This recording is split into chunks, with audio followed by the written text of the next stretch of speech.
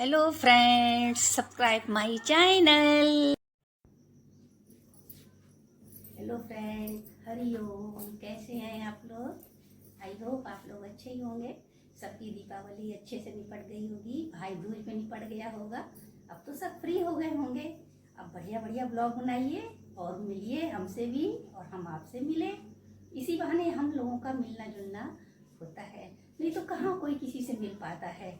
एक दूसरे का ब्लॉग देखते हैं, फिर बताते हैं ये अच्छा लगा, ऐसा हुआ वैसा हुआ। फ्रेंड्स, मैंने ये ब्लॉग इस तरह से बनाया है कि दीपावली की पूजा में रखे हुए कलश का जल कैसे यूज करें। और ये वीडियो मैंने पहले ही बना लिया था, लेकिन ऐसा हुआ कि मेरा ये जो वीडियो बनाया है ना, ये गुम हो गया था, गैलरी में मिल नहीं रहा था। बड़ी मुश्किल से ये आज मिला है, लेकिन मैंने कहा मिल गया तो मैं इसको डाल देती हूँ और मैं ये वीडियो डाल रही हूँ। और बड़ा मुझे पता है फ्रेंड्स, दीपावली की पूजा में रखे हुए कलश का जल कैसे यूज करें। कुछ लोग कहते हैं, पहले मैं ये बताती हूँ आपको कि ये जल किस पात्र में रखना चाहिए, तांबे में, पीतल में या चांदी में। पता है, आप अपनी श्रद्धा के अनुसार किसी भी पात्र में जल रख सकते हैं दीपावली की पूजा में।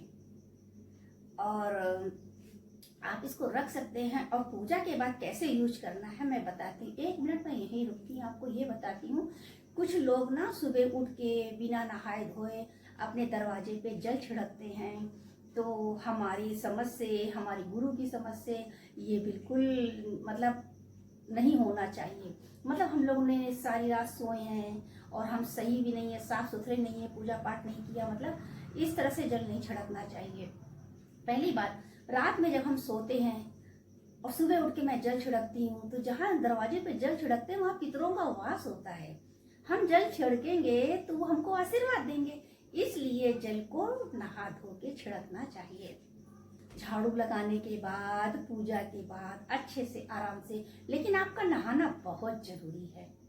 दूसरी बात, मैं ये बात कर रही थी कि पूजा के जल का किस तरह से प्रयोग करें। तो हम जो पूजा का जल है उसको एक सीसी में भरकर रख देंगे। लास्ट तक वीडियो देखिएगा, ऐसे जल रखने से कोई फायदा नहीं होगा, मैं बीच बीच में बताती जाती हूँ। आप उस जल को एक सीसी में भर के रख दें, और एक सीसी में जब आप जल रखेंगे तो आप उसका हाफ कर दीजिए। हाफ सीसी जल रखिए और उसमें आधा सीसी गंगा जल मिला दीजिए। अब जब आप रात को सोने जाती हैं तो उसमें से थोड़ा सा जल जो आप लोग सवेरे छिड़कते हैं ना दरवाजे पे, किचन पे जो रखते हैं, उस लोटे में आप जल को रखें, थोड़ा सा वो जल भी डाल दें। उस जल को डाल दें और रात में किचन में रख दें। और किचन में जो जल रखेंगे ना, उसका जो मुंह होगा वो खुला होना चाहिए। उसको आप दरवाजे पे सुबह नहा धो के छिड़क सकते हैं। दूसरी बात, कोई बीमार है, कोई परेशान है, तो आप उस जल को उसको दे सकते हैं।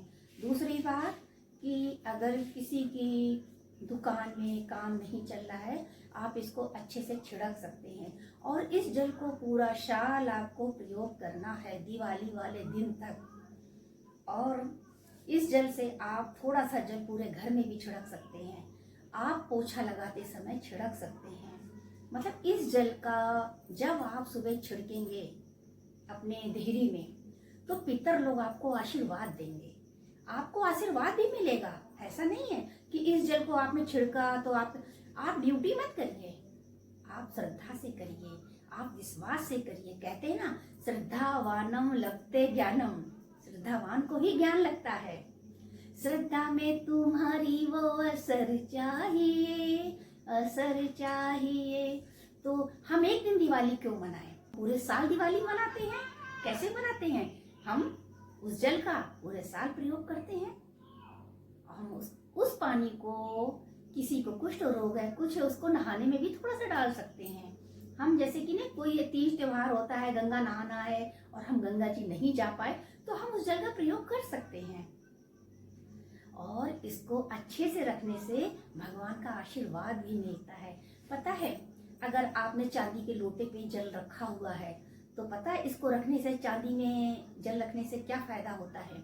अगर आपने पूजा के समय चांदी में जल नहीं रखा है तो कोई बात नहीं, आप बाद में कोई चांदी के पात्र में रख लीजिए। अगर आप बड़ा बर्तन चांदी का नहीं बनवा सकते तो जिस शीशी में आप जल रखेंगे उसमें आप एक चांदी का सिक्का डाल दीजिए।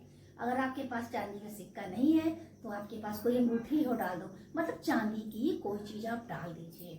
इससे पता क्या है, हमको चंद्रमा का आशीर्वाद भी मिलता है। पूजा के कलश का जो जल दीपावली में होता है उसको पूरे साल रखने से, साथ में चांदी का सिक्का डाल कर रख दें या तो किसी पात्र में रखें, उससे मुझे आशीर्वाद भी मिलता है, साक्षात चंद्रमा का आशीर्वाद मिलता है। तो आशीर्वाद कौन नहीं लेना चाहेगा? सभी चाहते हैं कि माता लक्ष्मी के साथ साथ हमें चंद्रमा का भी आशीर्वाद मिल जाए। आप लोग ये उपाय करें और बड़ी श्रद्धा से करें और बड़े विश्वास से करें। हर उपाय में राज छुपा है। आप बोलेंगे दीदी इतना सारा तो बताया है आपने पहले के वीडियो में, वो तो मैं कर रही हूँ। अरे हम रोज खाना भी तो खाते हैं, कभी हम दाल चावल रोटी खाते हैं, कभी सब्जी खाते हैं, कभी भरता खाते हैं, कभी सोया मेथी खाते हैं, अलग अलग खाते हैं ना। तो अलग अलग चीजों का अलग अलग प्रभाव पड़ता है।